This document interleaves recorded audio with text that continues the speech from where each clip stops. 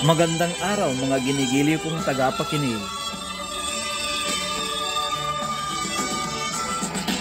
Halina kayo't ako'y inyong samahan sa isa na namang kwentong pag-ibig. Pag-ibig na kung saang hindi man tuluyang makakapagpalimot sa mga mapait na nakaraan, ay makakapagpagaan sa mga pusong sugatan. Dito lamang sa palatuntunang pinamagatang Der Kuya Tom,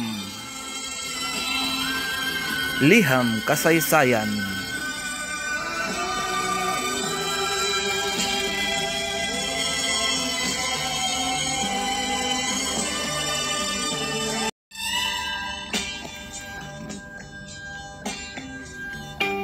Der Kuya Tom. Maaaring kayo po ay nagtaka dahil kumatok ako sa pintuan ng inyong programa.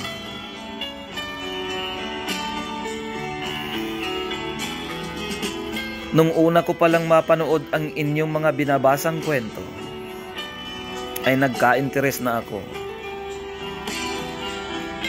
Kung kaya naman nag-request ako na sa wikang Tagalog ninyo basahin ang aking kwento, ako po ay lubos na nagagalak. At sa wakas ay mabibigyan na ng kulay sa pamamagitan ng inyong palatuntunan ang aking makulay na kasaysayan. Kuya Tom, bagong po bigyang buhay sa himpapawid ang aking matamis at mapait na karanasan, ay nais ko munang batiin ang inyong mga ginigiling taga-subaybay. Magandang araw o gabi sa inyong lahat, mga kapatid.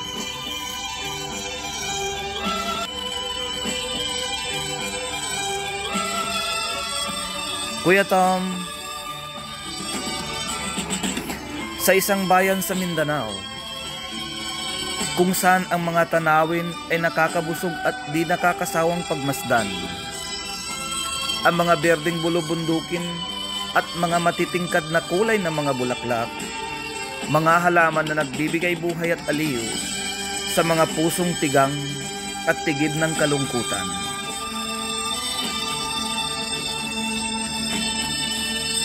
Kuya Tom,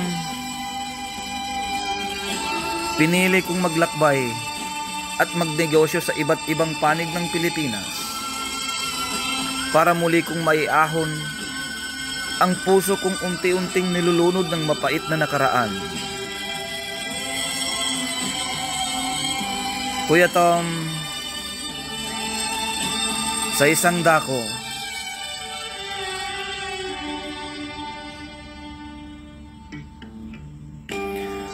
dako, ay aking nasilayan ang isang binibining ni minsay di ko maikumpara ang kagandahan sa kahit sinumang babaeng aking nakita.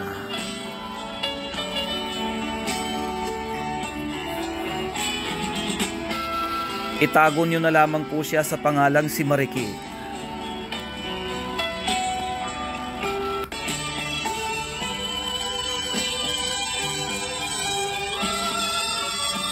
Ang kagandahan ni Marikit ay maikukumpara sa mga bituing kumikinang na tila ba'y kumikislap kapag siya'y nakangiti.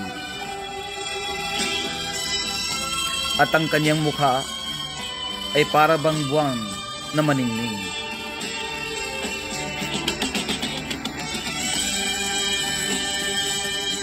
At kahit sinumang nakakakita sa kanya ay nagsasabing siya ay binayayaan ng kagandahan na walang katulad. Kuya Tom, sa di sinasadyang pagkakataon ay hinila ako ng aking kapalaran patungo sa kanilang tahanan, sa kadahilan ng ang kanyang ama ay isa din palang negosyante.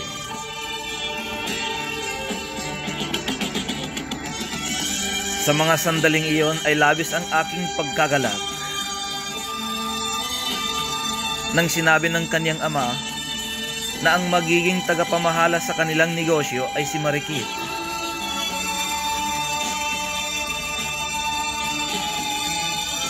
At siya naman ang aking magiging kasosyo.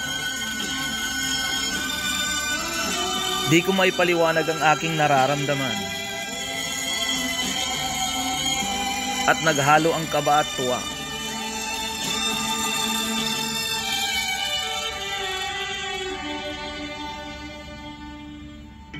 Sapagkat sino ba naman ang di mabibighani sa ganun kagandang binibini na tila ba ang wangis ay isang diwata.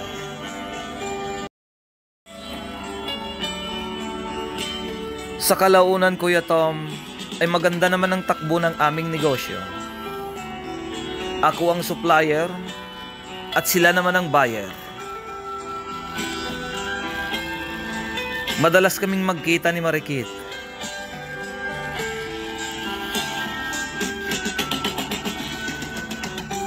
Palaging usapin lamang namin ay tungkol sa negosyo. Pero di maiwasang minsan ay magtama ang aming mga mata.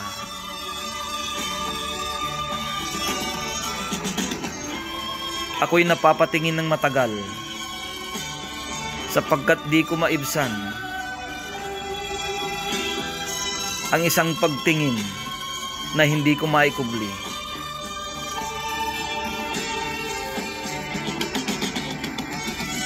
Ganun pa man ay napapangiti na lang siya.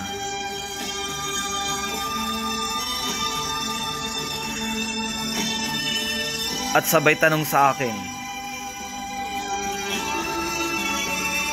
na may nais ka bang sabihin? At lagi ko rin naman naisasagot, wala naman.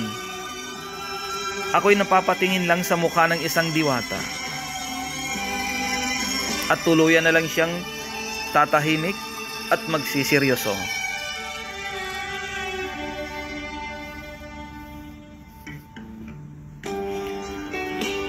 Sa aking pagmumuni-muni ay kadalasang sumasagi sa aking isipan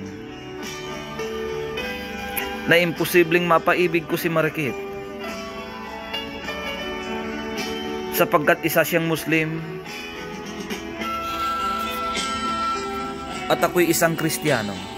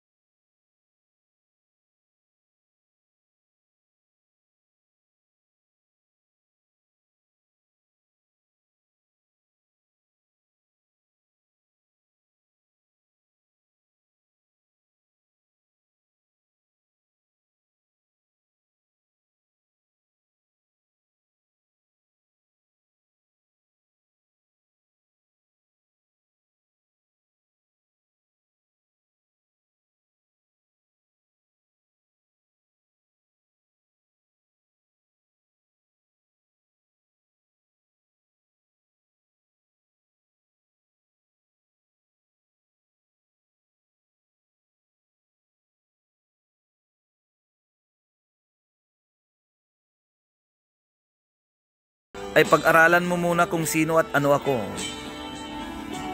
Pag-aralan mo ang aming kultura.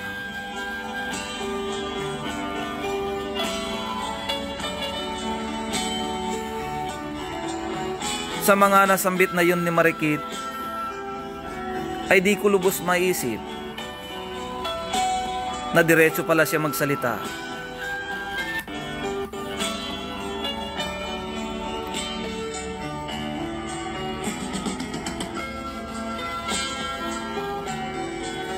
Lumipas ang mga araw, ay bigla akong kinausap ng kanyang tiyuhin.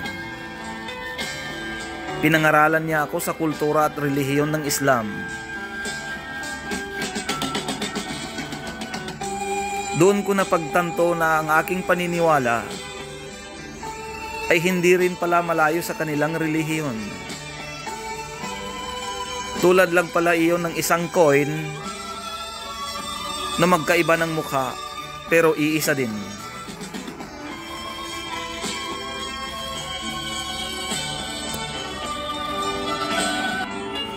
Hindi rin nagtagal, Kuya Tom, at ako'y natutong magdasal sa Islam at magbasa ng Arabic.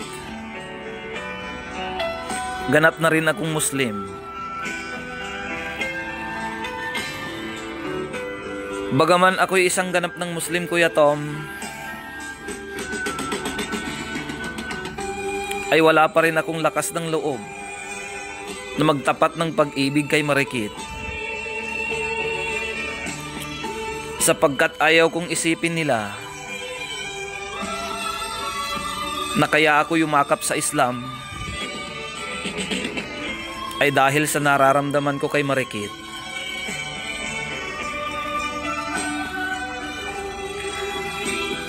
Hanggang isang araw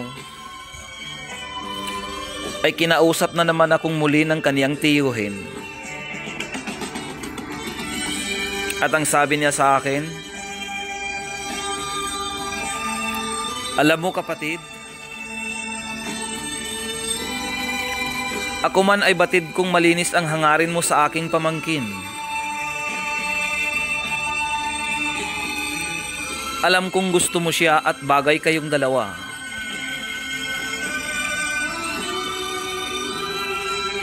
Kuya Tom, ako ay natahimik. Para akong naging pipi sa mga sandaling iyon.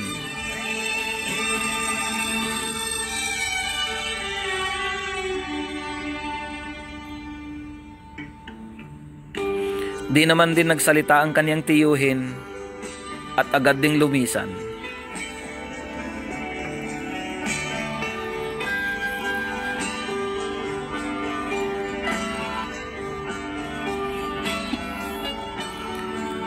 Sa mga katagang iyon na nabigkas ng kanyang tiyuhin, ay napaisip ako ng malalim.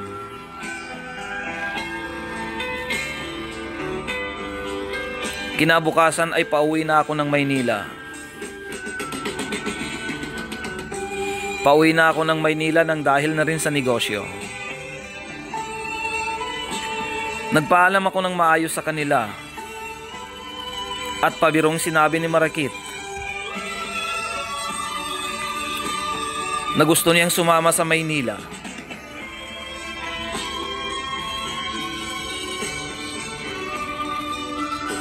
At biglang sumagot ang kaniyang tatay at sinabing,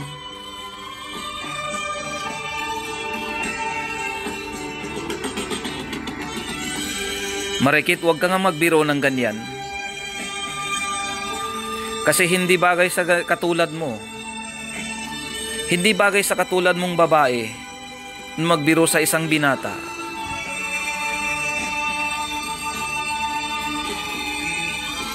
At inagaw ko na lang ang eksena at diretso akong sumagot na di bali Marikit, kapag ikaw ay nagkapag-asawa na, ay agad kitang isasama sa Maynila kasama ng iyong asawa.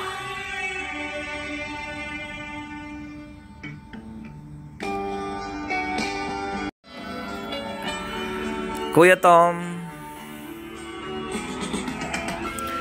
Sa di inaasahang mga sandali, paglapag ng eroplano sa Maynila, ay biglang nakatanggap ako ng text mula kay Marikit. Sabi niya, bumalik ka kaagad sa Mindanao kasi malungkot ang araw ko kapag hindi kita nakikita. Di na ako nag-reply, Kuya Tom, at iniisip ko na lang na isang biro lang yun.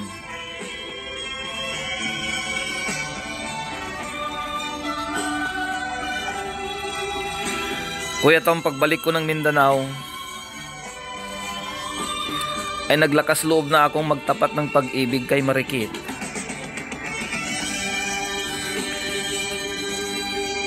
Di siya nagsalita at niyakap niya na lang ako ng mahigpit. Nagulat din ako sa ginawa niya na iyon.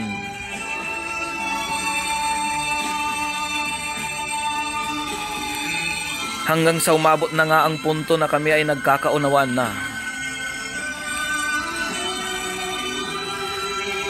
Minabuti na lang namin munang ilihim ang aming relasyon.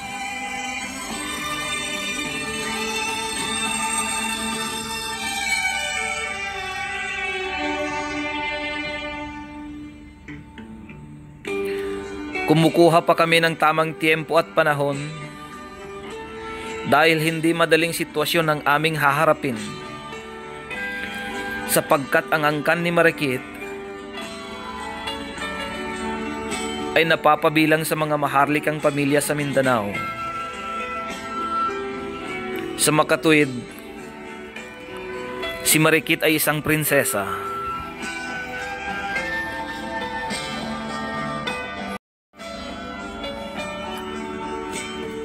Kuya Tom, masaya kaming nag-iibigan ni Marikit.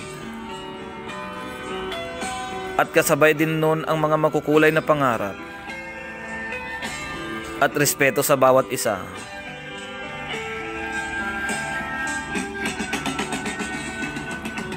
Ngunit Kuya Tom,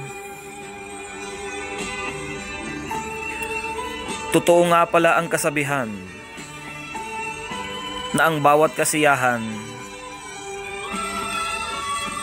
ay may katumbas na kalungkutan. Lingid sa aming kaalaman ni Marikit na mayroong isang pamilya ang namanhikan sa kanila at nais siyang pakasalan.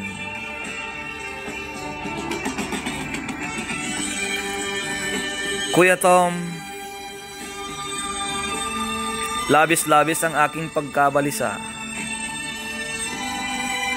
Puno ng agam-agam at pangamba.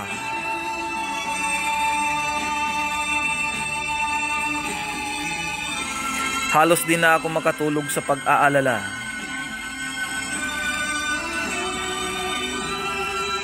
Hanggang sa napagdesisyonan kong harapin ang mga magulang ni Marikit.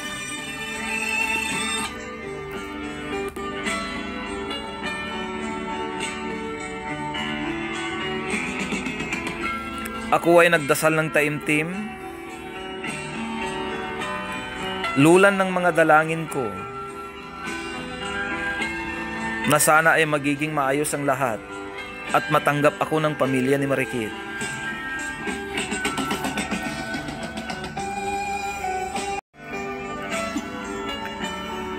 Kuya Tom, pagdating ko sa bahay nila Marikit, ay di ko na naibuka pa ang aking mga bibig,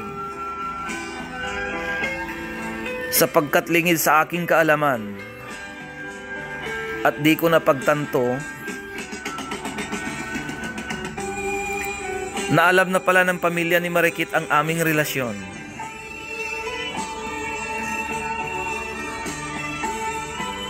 Kuya Tom, isa sa mga yugtong iyon ng aking buhay na makadama ako ng takot, insulto at pang-aalipusta sa aking pagkatao,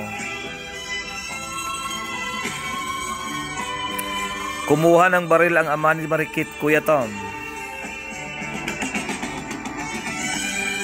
At ito ay pinaputok sa pagitan ng aking dalawang paa.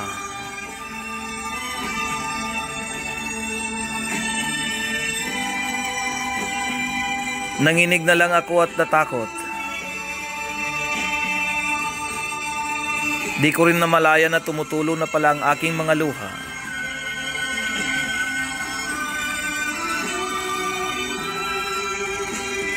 Di ko napigilan ang aking sarili at ako'y nakapagsalita na.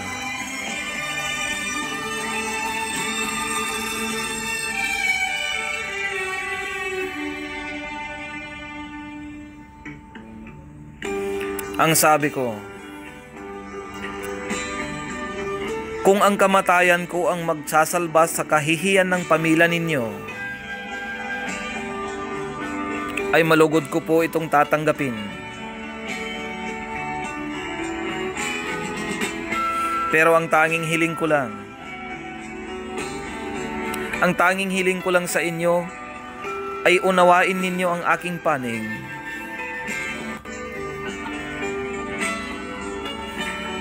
Sapagkat ako'y inusig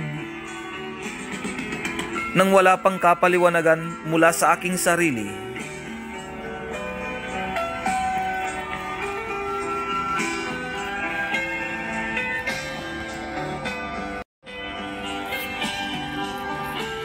At kung sakaling ang dito na magtatapos ang aking buhay, ay nais kong ipamana ko kay Marikit ang aking negosyo at ari-arian dito sa Mindanao. At nais ko ring mailibing sa pamamaraang Islam. Nang matapos kong masambit ang mga katagang iyon, ay tumakbo si Marikit sa aking harapan at bigla niya akong niyakap. Tanging bigkas lang niya, kung mamamatay ka mahal ko, ay sasamahan kita. Kung di man kita pwedeng mahalin dito sa mundo, ay mamahalin naman kita sa kabilang daigdig.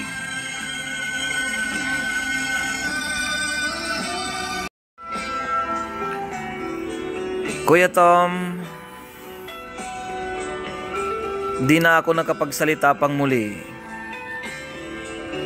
Biglang pumagit na ang nanay ni Marikit.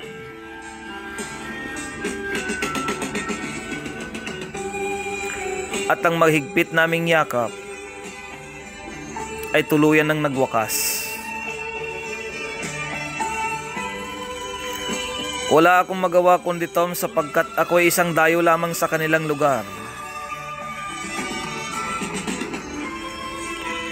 Ako ay isang Kristiyanong nagmuslim mula sa Luzon.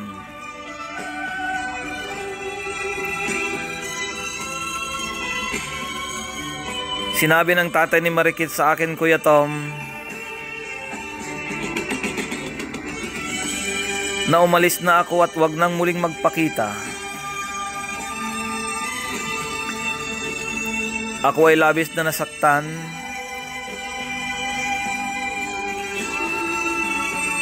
para akong pinagsakluban ng langit at lupa.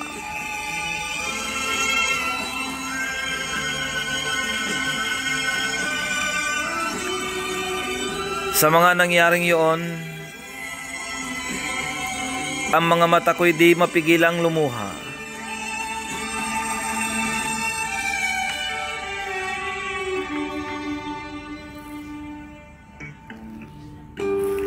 Ang puso ko'y puno ng pagdurusa, Kuya Tom.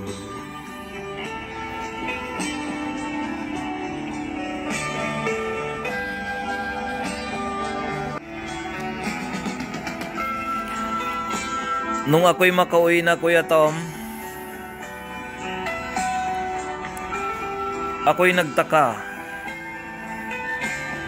dahil di ko inaasahan na madadatnan ko ang kanyang tiyuhin sa aking pamamahay. Siya'y napatayo sa kanyang kinauupuan at agad niya akong niyakap.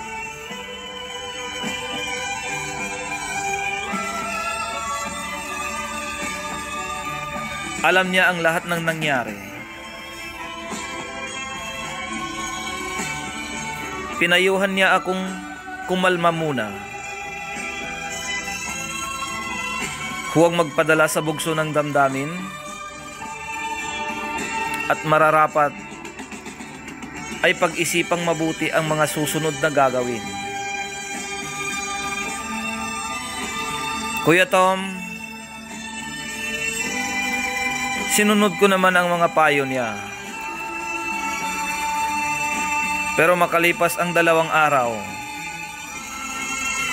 ay di pa rin nakakasagot at makapag-reply sa mga text ko si Marikit. Kaya napilitan na akong magtungo sa kanila.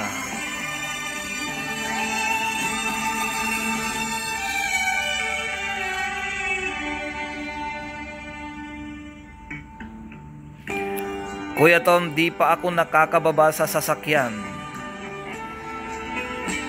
ay tinutukan na ako ng mga kamag-anak ni Marikit. Tinutukan nila ako ng mga baril.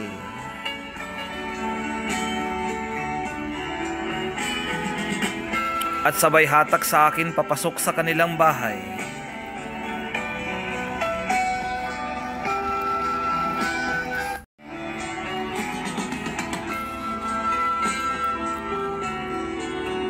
Ang sabi ng tatay ni Marikit, Kuya Tom,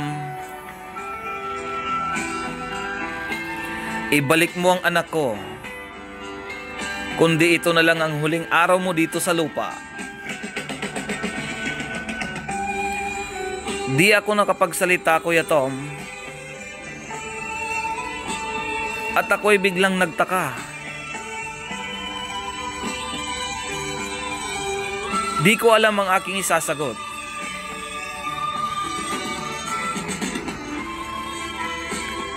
Sa mga sandaling iyong, Kuya Tom, ay tila ba nakakita ako ng mga bituin, sapagkat sinampal ako ng nanay ni Marikit.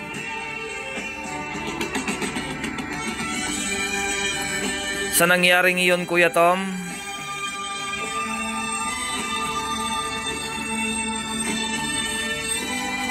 ako ay nagsabi na wala akong kinalaman kung nasaan man si Marikit. At diretsahang sagot ng kanyang tatay, kasinungalingan. At nasambit ko na rin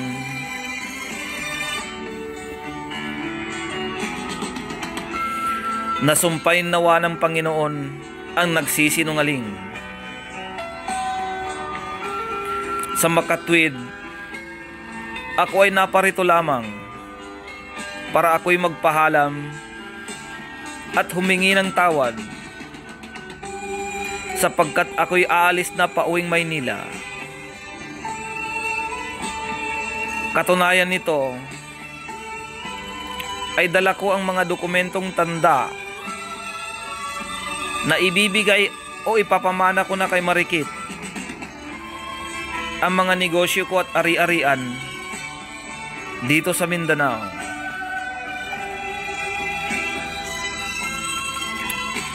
Ngunit ang sabi ng tatay ni Marikit,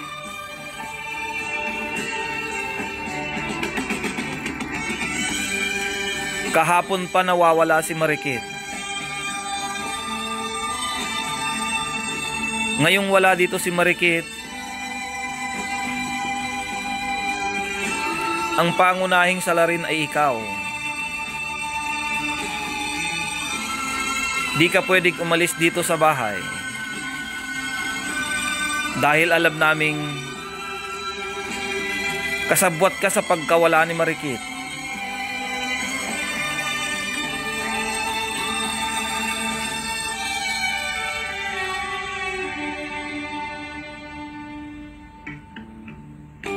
Kuya Tom,